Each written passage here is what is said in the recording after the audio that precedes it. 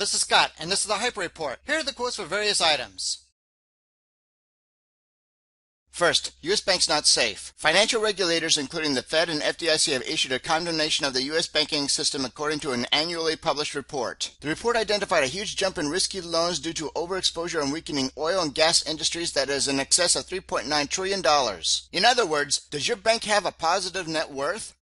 Next, Venezuela Default. In order for the government of Venezuela to keep themselves afloat, they had to fund $3.5 billion in bonds by selling 19% of its gold holdings. Needless to say, it is far wiser to use all the paper assets to repay paper liabilities before resorting to hard money.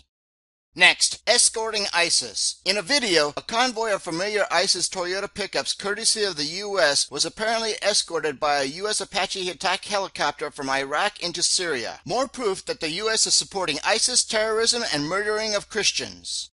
Next, DHS memo. Senate Republicans are timidly asking the Department of Homeland Security to explain a leaked memo revealing how federal officials were planning to evade a federal court injunction banning parts of Obama's immigration actions. Contempt of Congress and the courts? Yes, but that doesn't matter anymore.